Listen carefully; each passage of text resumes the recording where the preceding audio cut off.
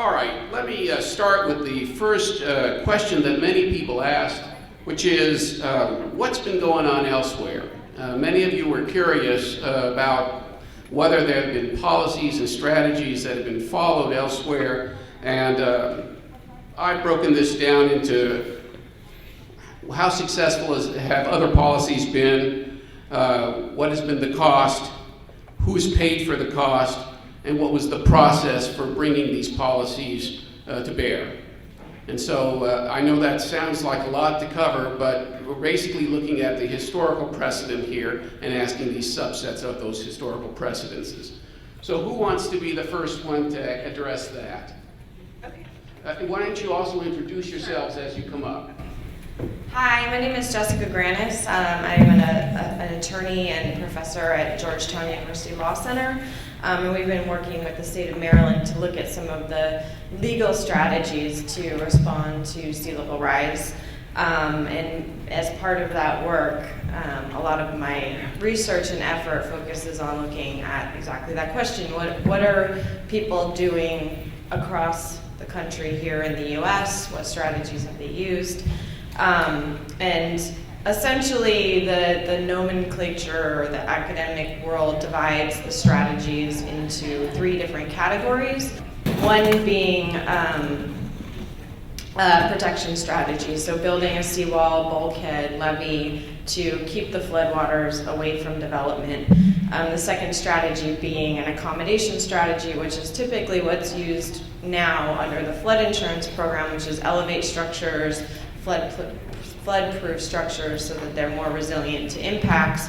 And the third strategy is to retreat, to actually move development out of harm's way and conserve the natural floodplain function. So that leads to what has been done elsewhere. And here you can categorize activities based on each of these big picture strategies into what type of tool are you using? Are you regulating how people build development and where they can build?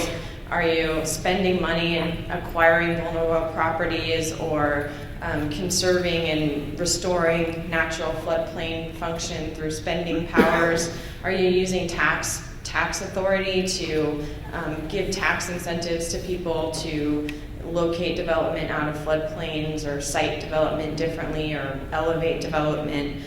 So essentially, for every type of government function, you can think of different tools that they can use.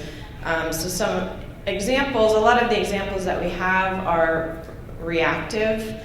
So after a storm event hits and a community is faced with the burden of having to rebuild and think about what they want their community to be in the long term, then they've implemented some of these strategies to ensure that when the next storm hits, they're more resilient to impact. So one of the questions from the earlier session was, what can we learn from New Orleans? So after Katrina, New Orleans and some of the other states instituted a buyout program. So when an emergency is declared and a community is hit by a storm, federal money becomes available to rebuild the community after the flood event, and part of that money is actually designed to encourage the community to build in a smarter way. So, where are you vulnerable and where can we, shift how we redevelop in a way that makes the community as a whole more resilient to impacts. And this money is typically used to buy out local properties where you have repetitive structures that are continually flooded and damaged as a result of storms. So that's one mechanism. And New Orleans engaged in a pretty expansive buyout program after Katrina. There are some problems with that program in that it wasn't necessarily directed at acquiring contiguous lands. It often, because it's a voluntary program, the landowner has to say, yes, I want to be bought out.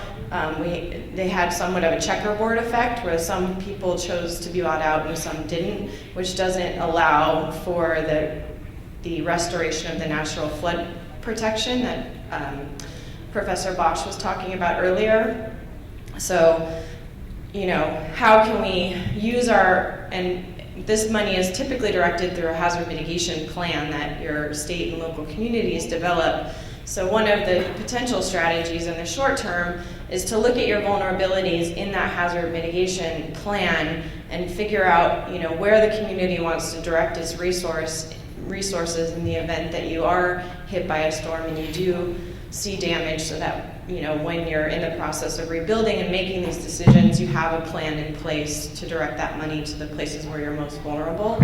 That was a strategy that was taken in Mississippi after Katrina. So instead of directing the money towards actually buying properties out, they directed the money towards a planning process. So developing a plan for the next storm to ensure that the money was being spent in a way that made them more resilient. There are other examples along the Mississippi River where they engaged in comprehensive buyout plant programs and moved whole portions of their community out of the floodplain and restored those areas. So the other tact is a regulatory approach where you're changing your zoning ordinances and your floodplain ordinances to ensure that what is developed is more resilient to impacts and, in some cases, ensuring that you're not putting large structures with, critical facilities in highly vulnerable areas.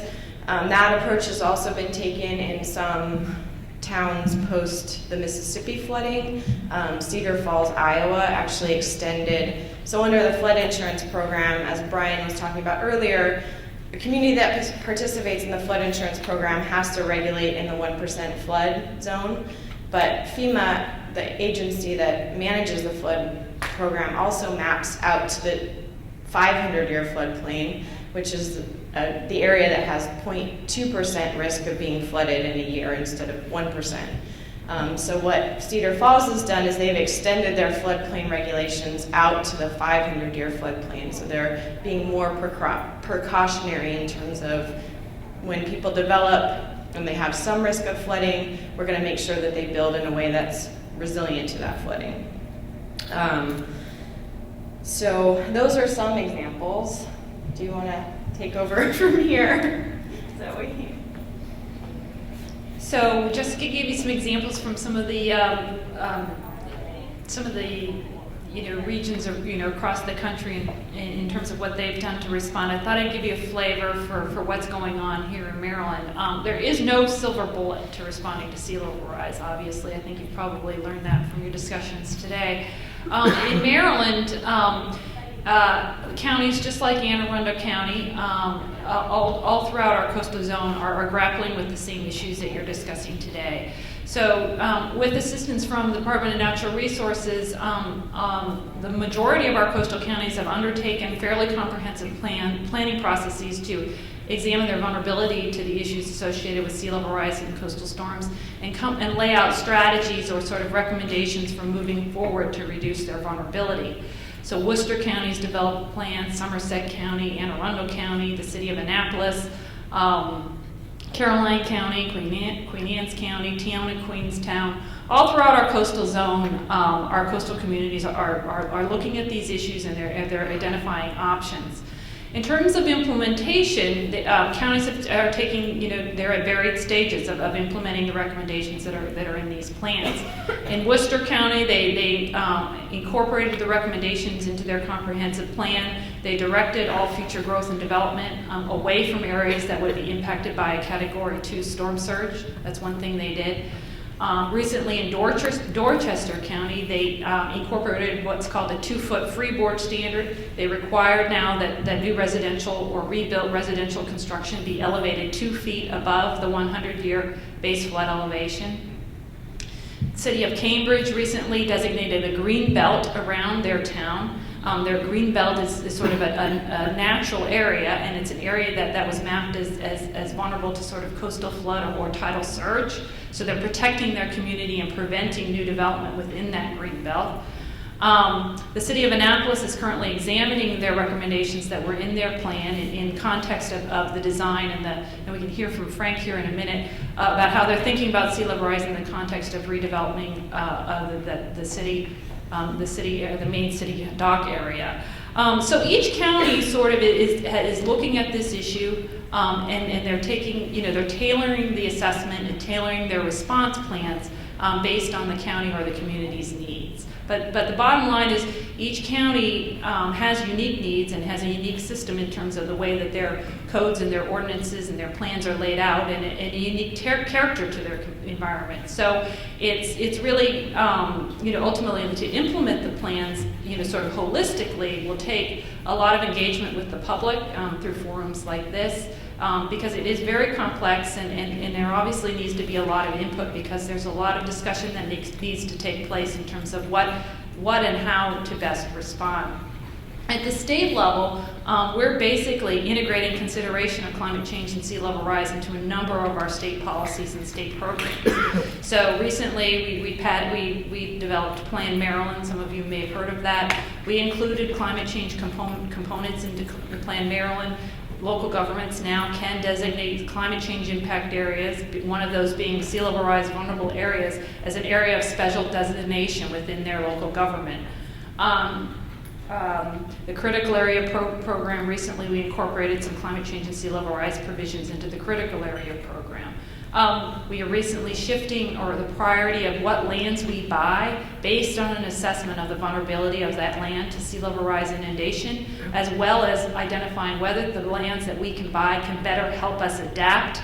And that means that we want to buy lands where wetlands can migrate inland and we can preserve sort of future habitat or prevent development in some of our most vulnerable areas. So we're basically, because there is no one way to respond, we're basically, the strategy that the state is taking and the strategy that you'll see local governments are taking is they're integrating and they're networking across all of their sort of actions and decision-making processes with respect to environmental protection, human health and safety, and our natural resources, or sort of the society and economic decisions. You have to evaluate all the sea level rise issues within the context of all of those sort of factions. So, Frank, I don't know if you want to add something. Good afternoon. I'm Frank Biba with the City of Annapolis. We actually did a sea level rise study last year. And retreat or abandonment really isn't an option for us, because the places that would be hardest hit would be the city dock area, if you're familiar with that, in the historic district, and also in Eastport, which is across the creek from the historic district. So really our options came down to protection and what kind of protection we can actually put in place. And we had a consultant who took a look at this, and they were engineers, so we came up with all these engineering options. Primarily putting up walls, temporary walls. So for instance, if we see a hurricane churning up the bay, you have 4 days to set up walls, put them in place, and then after the event, 4 days to take them down, which would work. And we haven't bought these walls, by the way, because they're really pricey. It would work, but it wouldn't work on the episodic flooding, which is we frequently flood downtown. When the sea level gets to 1.8 feet above mean high tide, the downtown floods. That's not a whole lot, and it doesn't have to be a storm event, it can be wind driven. So it happens frequently. We've tried to put a cost on what it would take to permanently protect the downtown. It would be astronomically high. It's so high that we can't even guess what the number would be. We'd either have to put up permanent walls, or we'd have to raise everything 2 or 3 feet. And that would be the roads, all of the infrastructure, water, sewer, all of the buildings, and that cost would have to be undertaken by the private property owners. So I presented this to the city council, and I made a point of saying that it would be very expensive. But I didn't ask them for any money, which made them happy. But I warned them, I said, it's going to have to be addressed. It's going to have to be addressed over the next 50 years, and we can do it incrementally. $1 million a year for 50 years, or we can wait until it's an emergency, which is typically what government does, and spend all the money all at once. So that's kind of where we are.